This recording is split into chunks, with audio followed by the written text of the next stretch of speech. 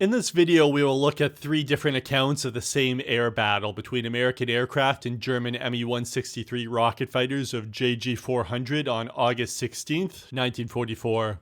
This engagement occurred as part of a larger battle which saw 121 German fighters, including 5 ME163s, attempt to intercept over 1,000 American bombers and 600 escort fighters attacking targets in central Germany. The first account is from the perspective of B-17s of the 305th Heavy Bombardment Group, whose combat box was attacked by several ME-163s, resulting in one bomber being damaged. The second account is from the crew of a damaged B-17 of the 91st Bombardment Group, which was attacked by ME-163s while straggling near the 305th Bombardment Group's combat box. The third account is from 4 pilots of the 359th Fighter Group who rushed to the aid of the B-17s, chasing off the ME-163s while claiming 2 of the rocket fighters destroyed and 1 damaged. JG400 claimed the destruction of 3 of the 14 bombers claimed destroyed by German pilots that day, though none would be confirmed due to lack of witnesses. Total American losses that day were 25 bombers and 4 fighters, largely destroyed by German flak rather than fighters. JG400 lost 2 ME-163s shot down, with 1 pilot killed, while 26 other Luftwaffe fighters were also destroyed in this battle. Report from 305th Heavy Bombardment Group, 40th Combat Wing.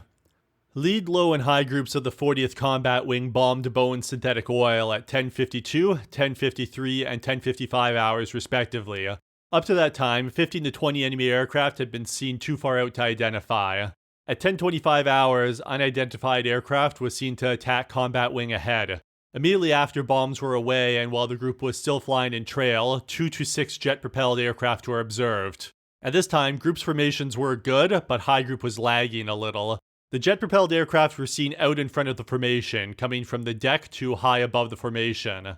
The jet-propelled aircraft climbed almost vertically and had unusual speed. They were not flying in any particular type of formation, only 2 made attacks, and they're the only ones which can be said to have definitely been identified. These 2 climbed to about 2,000 feet above our high group and glided to attack. The 2 aircraft did not appear to have made a coordinated attack because crews all report them as single encounters. Both aircraft are reported as having come in from high above at 12 o'clock, in a glide passing under the formation, and leaving at 5 o'clock climbing under power. Immediately afterwards, both aircraft attacked the high group again from 6 o'clock, 2,000 feet above, in a glide. After this attack, they made power dives and were engaged by P-51s with unobserved results. These attacks lasted from 10:55 to 10:58 hours. At 11:02, one of our aircraft reported an attack by a single jet-propelled aircraft from 9 o'clock level, the enemy aircraft going under the formation and out at 2 o'clock, where it made a steep turn and headed back towards the formation at 3 o'clock, but dove into the clouds smoking after being fired on at 800 yards. The attacks from the tail resulted in serious damage to one of our aircraft, which landed away from base. Crews reported that the jet-propelled aircraft were firing 20mm explosive ammunition from guns either in the nose or in the wings close to the nose. The aircraft were reported as being painted light blue and looked like a flying wing. All crew members agree that they climbed and dived under power but glided into attack. All but one crew stated that the attacks were started from high above. Gunners report that the aircraft was so fast that it was impossible to track with their turrets or flexible guns. Only our high group was attacked, and they took no evasive action from this attack. Report by co-pilot of B-17 and 91st Bomb Group, 1st Combat Wing. At 10:50 hours, we were at 5107-1245 East, at 20,000 feet, having fallen behind after losing number 3 and 4 superchargers due to Focke-Wulf 190 attacks. I glanced out my window and saw ME163 climbing from 1 o'clock low. His climb was approximately 50 degrees at 5,000 feet per minute. His speed in the climb was approximately 200 miles an hour. He reached an altitude of about 1,500 feet above us at 5 o'clock. He cut his power and made a slow turn into our tail. The waist gunner had taken over the tail position and was on the interphone telling us his action. When he told us that he was firing upon us, the pilot dumped the nose for possibly 3 seconds. Then he and I together pulled the nose up and started skidding back and forth with about all the rudder we could push.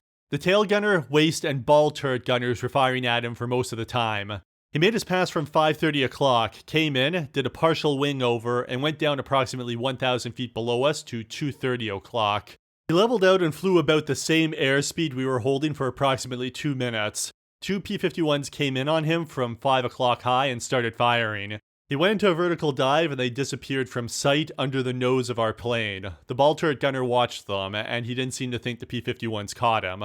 The tail gunner told us later that our evasive action was perfect. He said that the enemy aircraft was sliding back and forth with us and couldn't get his guns trained on us.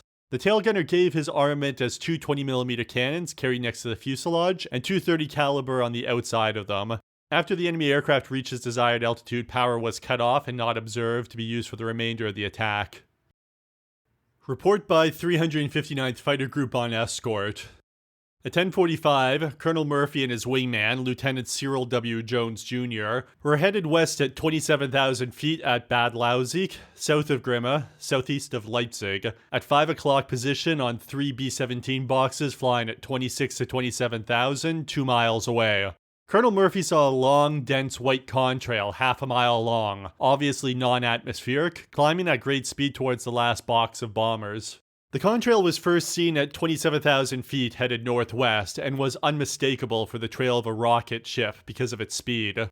Colonel Murphy saw only one contrail. It came in at a distance of 2 miles on the bombers from 8 o'clock, climbed to 28,000 feet, and cut out about 400 yards from the bombers.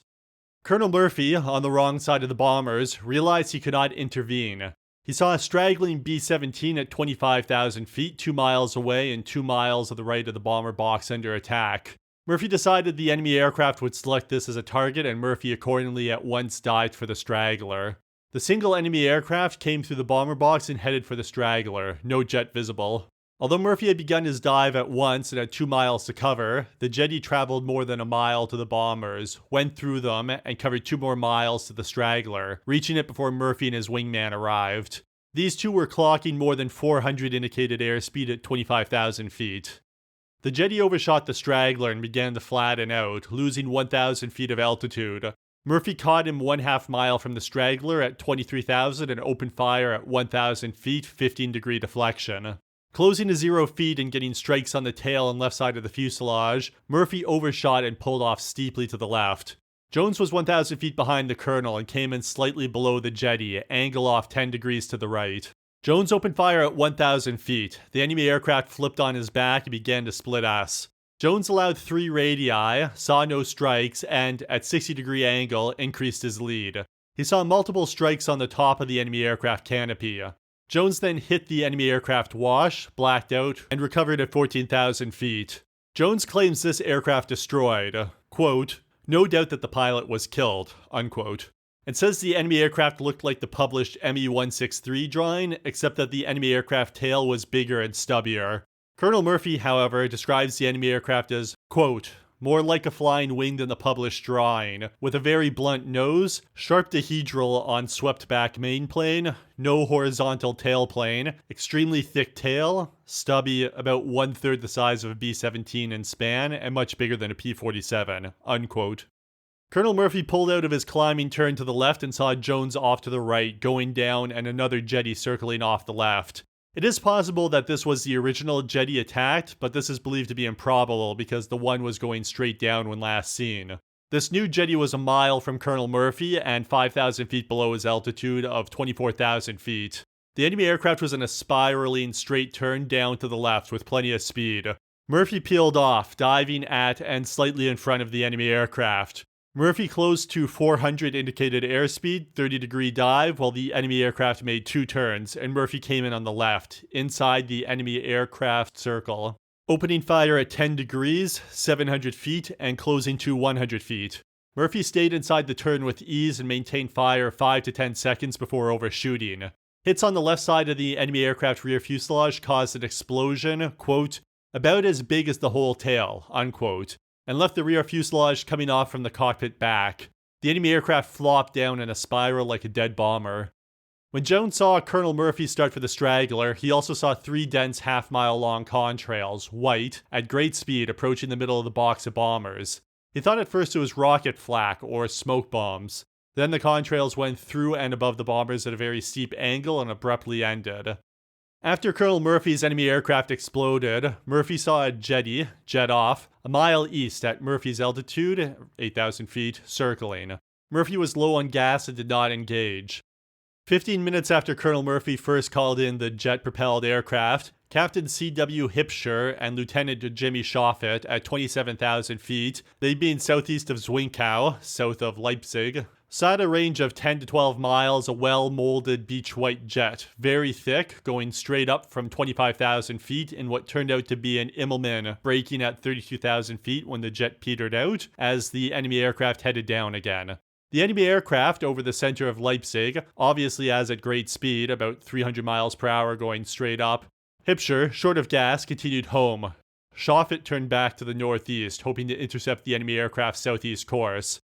A box of B-17s at 25,000 feet was 5 miles to Schoffet's right rear when he came up to it, same altitude. He saw the jetty attacking from the bomber's starboard side. The enemy aircraft was 2 miles from the bombers, level, and attacking from 3 o'clock. Schoffet was at 2 o'clock on the enemy aircraft. He closed and opened fire from 500 yards. The enemy aircraft fired one burst from a protruding weapon mounted on the enemy aircraft's port wing. This weapon, later seen from 50 feet, looked like a single cannon protruding 2 feet from the port wing only, none being seen on the starboard wing. Schoffet shandled up and to the left, and the enemy aircraft turned to the left away from the bomber, so that Schoffet came out at 300 indicated airspeed. 300 feet above the enemy aircraft, on the enemy aircraft's tail and 400 yards away, Schoffet thought that the enemy aircraft was going faster than he and opened fire at 1/2 radii lead. He then saw he was overtaking the enemy aircraft very rapidly and dropped all flaps trying to hold his position, but overshot. Seeing no strikes, Schoffet skidded up and to the right, losing speed, and the enemy aircraft pulled up and to the left. Schoffet turned down and to the left sharply. Schoffet could not see the enemy aircraft and used 20 degrees flap to make one turn and saw the enemy aircraft off his left wing 300 yards range. Same level, and enemy aircraft used 2 short bursts of his jet to get away, climbing slightly. Schoffet at 50 to 60 degrees on enemy aircraft gave him 6+ radii and fired from 3 to 400 yards, getting strikes on the right wing. The enemy aircraft turned on his jet and dived away at great speed. He leveled off on the deck. Schoffet agrees with Jones that his enemy aircraft is very accurately pictured in the ME163 illustration. He agrees with Colonel Murphy that the enemy aircraft today were black or very ugly brown, unwaxed. Schoffet thinks when he overran the enemy aircraft was down to 150 miles per hour straight and level. Neither Colonel Murphy nor Lieutenant Schoffet can quite account for the loss of altitude to 8,000 feet, of which they are positive. Murphy's aircraft both had German crosses on the upper wing surface. Schoffet saw no markings of any kind.